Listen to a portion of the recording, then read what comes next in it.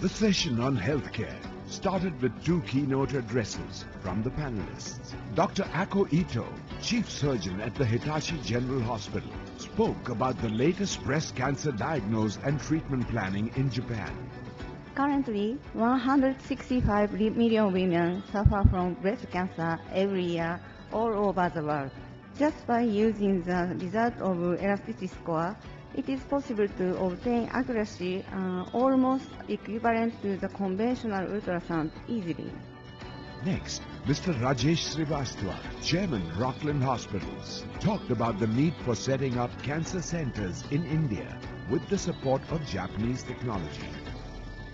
हिंदुस्तान में breast cancer से मरने वालों की संख्या सबसे ज़्यादा है, जिसका इलाज आसानी से संभव है। हिटैची के साथ जो सबसे इम्पोर्टेंट काम हो रहा है वो हो रहा है डाटा स्टोरेज और एनालिटिकल, जिसका सीधा सा मतलब है किस बीमारी का इलाज किस तरीके से हो, इलाज तो ठीक हो, साथ में समय कम लगे और कीमत भी कम लगे। हिंदुस्तान जैसे देश को इसकी सबसे ज़्यादा ज़रूरत है। Well, ladies and gentlemen, thank you once again for being here this afternoon. I'd like to first invite Mr. Love Verma, the Secretary in the Ministry of Health here in Delhi, to talk about what the Indian government's challenges are vis-a-vis this particular issue in terms of spreading awareness and the kind of steps that the government is taking. Sir, I'll invite you for the opening remarks. Thank you, Nidhi.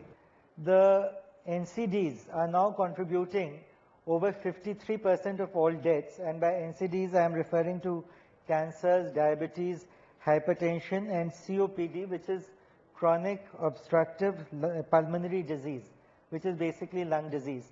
So these are now, they've gone over the 50% mark, and non-communicable diseases are becoming more threatening than even communicable diseases. But let us look at cancer. The prevalence is about 2.9 million cases of cancer and 0.5 million cancer deaths per year. This is a figure which has been obtained from ICMR. About 11 lakh new cases occur every year. And the projection is that cancer deaths will increase to 0.7 million by 2015. Two-thirds of the cancer patients are diagnosed at the advanced stage, at the third or fourth stage. And cancer can be controlled if diagnosed well in time. So I think very soon as the formalities are complete, you are going to see a vast network of cancer institutions across the country, and we are going to scale it up on a very vast level. Right, Mr. Verma, thank you very much for those opening remarks. I'd like to actually introduce you Dr. Julka, who's a professor at the Department of Radiotherapy at AIIMS. He's a recipient of the WHO Fellowship at the MD Anderson Hospital in Texas, as well as the Long Beach Memorial Cancer Center in California. He's had numerous awards conferred on him in the last 30 years or so, including a Padma Award. We also have Ms. Bharti Gupta Ramola, the Executive Director and Markets Leader of PwC India, who's had about 30 years of experience in this field. But Dr. Julka, let me ask you, now you've heard everyone so far. One of the things that struck me about what Mr. Verma said was that most of the cancers that are detected, and I think particularly in the case of breast cancer, are in the third stage, the fourth stage. So people come very late. Why does that happen, particularly in India? Yeah. If a breast lump is there, painless lump, they say there's no pain, why go to the doctor? So by the time they come to us, it becomes stage 3, T3. That is why we do awareness programs, so that the moment you detect a lump, and we tell them the signs and symptoms. If you detect a lump, come to the doctor immediately, irrespective of whether it is cancer or not. Let the doctor decide. You know, it's life-saving, and I'll ask Dr. Ito this, that it is life-saving for a young woman to be able to do this self-examination and to be able to detect a lump.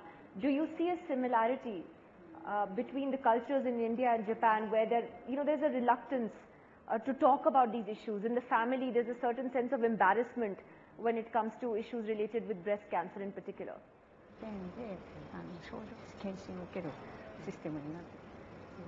Basically, in Japan also, the same traditional, same culture aspects were there as in India we are facing now. But due to the campaign and awareness camps, those early detection came into Japan, and we could save the lives of the young people in Japan. So the early detection and awareness was the main factor in Japan, which reduced the mortality rate from the breast cancer. One of the things that you notice is that while our cultures at one level are very different, they're also very similar in terms of, the shyness or embarrassment that women feel in talking about their own medical issues. And, so when Japan implemented its first cancer control order in, actually it was an act which got implemented in 2007, they were able to do a lot of things, but they also found that they were not able to actually push forward the early detection. So in an update of that in 2012, they're now saying the target is for 50% of the cases to be detected. It's often said, and I'm not the doctor, but it's said that breast cancer has a lot to do with lifestyle, women having children much later, not breastfeeding, and so on. And yet you find that across India, whether it's not just in urban India, but in other parts of India as well, the number of incidences are going up. I don't know if those women are necessarily those who fit into that category of not getting married, having children late, not breastfeeding, and yet it's happening. So that means that your lifestyle plays a major role, sedentary habits, eating more fat, junk food. So these are the factors. Mr. Srivastava had a comment. जो society की need है अभी, उसके अंदर अगर education awareness की जो हम बात करते हैं, उसके साथ फैसिलिटीज़ भी होनी चाहिए, क्योंकि मैक्सिमम पेशेंट प्राइमरी और सेकेंडरी केयर में जाता है.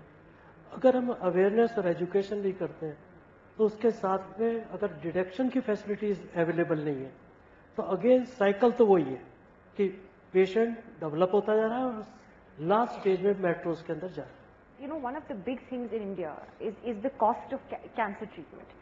And how expensive it is, and it can actually finish families, frankly. I mean, their entire savings, all their earnings go into that. What can the government do to change that, to make drugs more affordable? Catastrophic expenditure, which is incurred because of cancer, is also, I think, one of the reasons why a number of families are pushed into penury and go below the poverty line.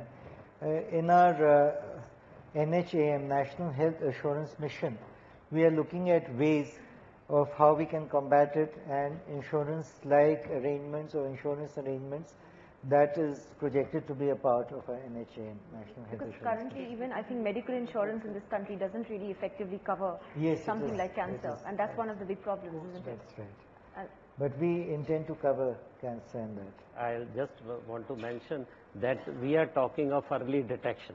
Now, once we have detected a patient in stage 1 or early tumor, where does he or she we are talking about female breast cancers. So where does she go for treatment? In a government hospital, and let me be candid now, the health secretary is there, so I can speak frankly now, freely, that 2 of our major hospitals, city hospitals, are not functional in oncology. This is a very bad state of affairs. One of earlier chief minister's daughter came to me and said, so much of rush here. She had to use a guard to come to my OPD. I said, because your 2 hospitals are not working. The entire rush. Which 2 now I'll name the hospitals? LNJP and Safdarjung Hospital. They have the facilities, partial facilities, and they are not functional. Why they are not functional? Even the basic mammogram facilities, nothing. Nothing is being done. So would you absolutely. Take note of that? And third one coming up is Lady Harding, where I think more than 50 crores have been sanctioned. So why doesn't this happen? He's noting it down. Why? I'm glad you said it. I'm Jyotsna Govil from the Indian Cancer Society. Before we even come to the question of awareness and detection, can I ask the minister and all the doctors concerned, at what stage is oncology introduced into the MBBS course? I don't think enough time is spent on even understanding the subject matter. As for awareness and for detection, we have been in the field for over 50 years. we do what we can. But there is no provision under government rules to support awareness and detection centers. It's there for tertiary care. And I'm hoping that the Secretary will tell us that he will support organizations like us more fully. Thank you. In AIMS, there has been, in MBBS curriculum, oncology as a subject. But nowhere in the other medical colleges, oncology is being taught at undergraduate level. Suddenly they come to postgraduate level and then they are not able to understand. And what we are doing, MD medicine, we are taking them to medical oncology. They were doing thesis. I asked them in senior resident interview, what was your thesis? Coronary artery disease. What are you doing in cancer if you are doing thesis on coronary artery disease? Mr. Verma, I think that requires a long-term overhaul of the entire system then. What I'm trying to say is that it's the MCI which is the deciding body. So one needs to take it up. Perhaps there can be a formal representation also which we can transmit to them. Which in itself is worrying.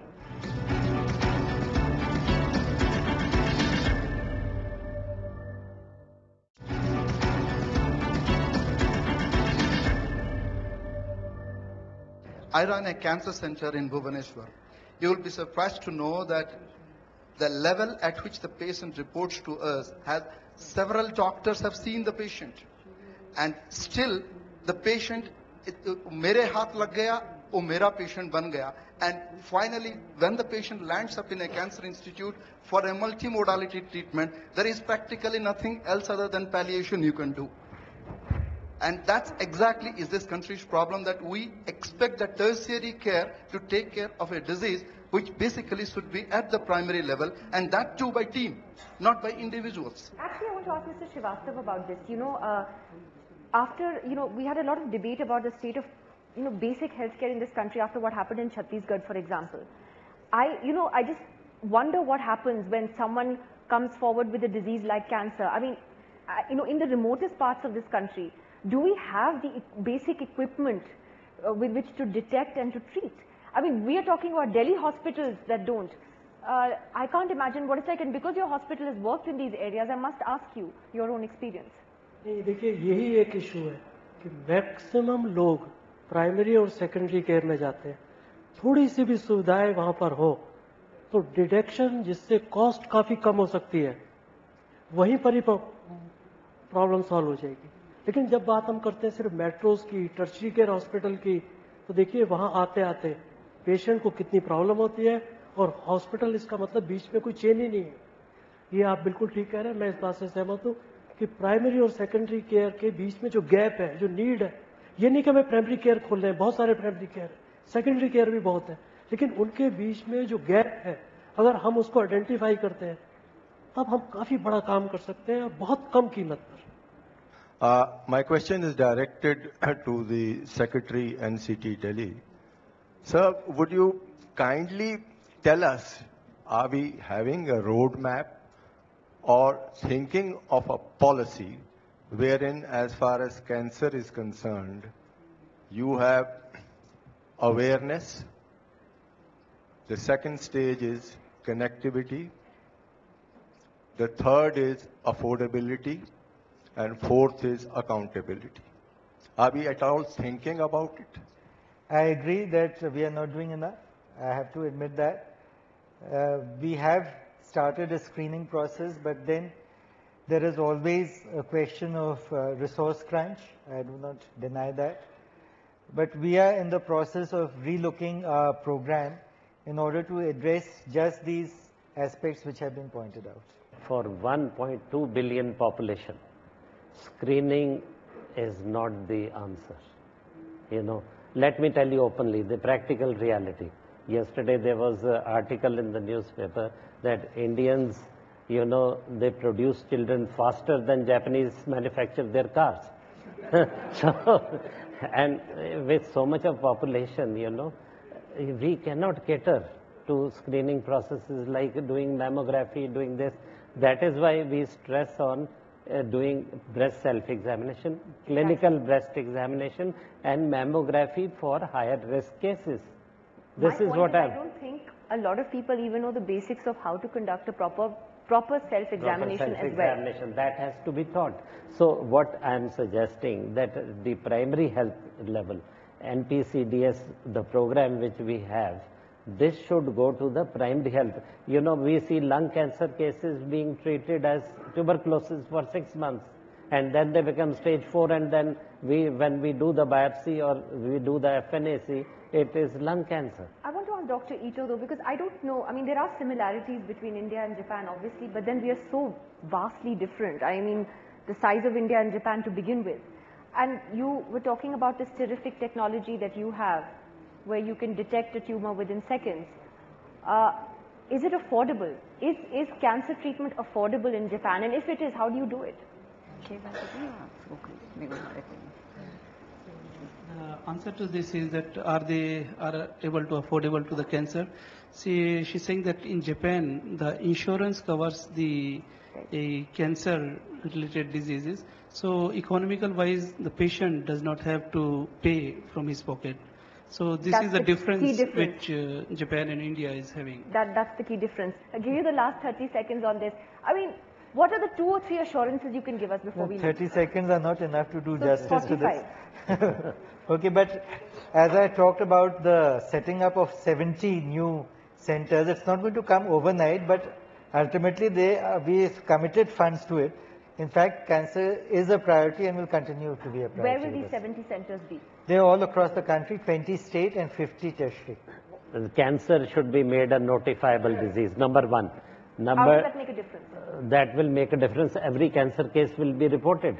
Okay. Now right it now is not. Right now it is not. And secondly, since Mr. Verma is here, I would like to point out that all health-related issues, health is a state subject. Center always says it is a state subject. Let the states deal, and states don't do anything about health. Health and education are the least priorities in India, where they are the highest priorities in US. All right, I am going to leave it at that. Thank you very much to all of you for joining us. And I think what you said, Dr. Julka, very important. You know, it's very unfortunate that health and education are never political issues in this country. You'll never hear them in an election campaign. You'll never really hear about them much, even on primetime television. But I hope that at least as far as breast cancer is concerned, we've all learned something here. And what you said and your promise of 70 new centers, it happens and it happens fairly quickly. Thank you very much to all of you for coming. Thank you.